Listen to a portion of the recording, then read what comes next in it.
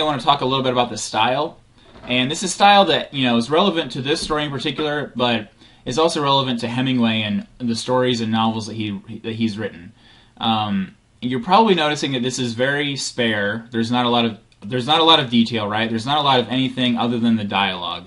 We're not in characters' heads. There's not even a lot of description of setting. We have a little bit of that exposition in the first paragraph of the story, but everything else is just, the bare minimum of what we need.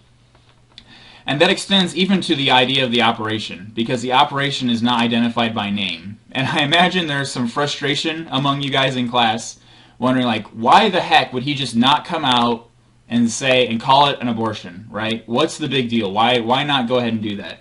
And maybe you think that he's deliberately trying to be a pain in the ass or something. But I don't think that's really the case. And what's interesting about Hemingway is he wrote sort of according to this iceberg theory that he developed. And I'm going to read a little passage explaining that for you. So this is, Hemingway explaining his writing process. I always try to write on the principle of the iceberg. There are 7/8 of it underwater for every part that shows. Anything you can eliminate, and it only strengthens your iceberg. It is the part that doesn't show. So I think, Hemingway is a good writer, not just because of the prose that he uses and the way that he writes, but it's also what he chooses to include or not include.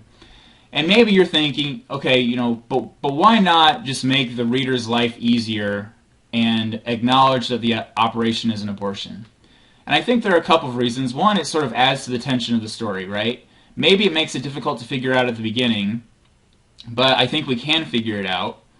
And two, that's not so unreasonable. These things happen a lot in life, right? I don't want to, creep anybody out, but maybe if you think about, there are situations where we try to talk about something without talking about it explicitly, right? And I'm thinking about maybe, anytime your parents had to sit down and talk to you about sex for the first time, right?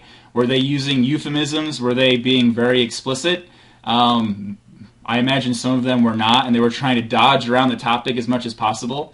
And I think that's a natural human instinct, right? Is to, in this story, they're trying to talk about a thing without talking about the thing.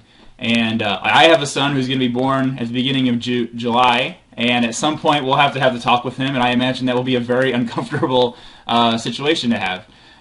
Just like the conversation in this story is a little bit uncomfortable. So I think that, part of this is the iceberg theory, but part of it is also just the way that humans deal with problems. And by not talking about the abortion, it's a way of, avoiding the topic. Obviously, they're not avoiding it because they're talking about it, but by not using the word, they are avoiding it. So I think that explains a little bit of why we don't have the operation listed by name. And it also begins to explain why the prose, the actual writing, is so minimalist, right? And maybe you wouldn't apply that term to all of Hemingway, but this story seems to have just what is necessary, right? Basically, it's just the eavesdrop. It's the characters talking to each other. It's the brief introduction of the setting, and that's about it. And I think that's because Hemingway trusts us as readers to sort of fill in the gaps of what's going on. If any of you like to read, and you're in an Intro to Lit class, so maybe you do, you probably like to read because of the imaginative side of it, right? Because you get to populate the world in your own way.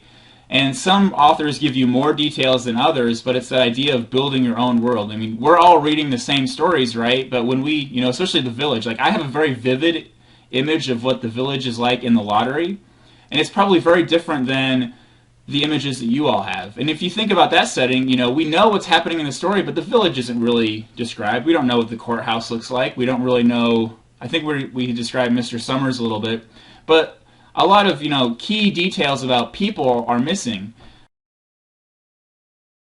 And so I think that's kind of what we're getting at when we talk about the iceberg theory. I don't think Hemingway is just trying to be a jerk and say, I'm going to write the story that all these literature students are going to be confused by when they read it. I think that there is enough in the story, if you really take a look at it, to figure out that they are talking about an abortion.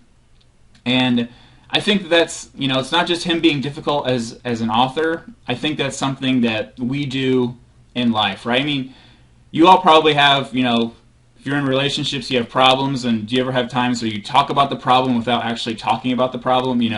All of a sudden you get really pissed off because somebody didn't do the dishes, and It's not, you're not pissed off about the dishes, you're pissed off about something else, right? But you don't say that you're pissed off about that other thing. And I think that's kind of a manifestation of what's going on in the story.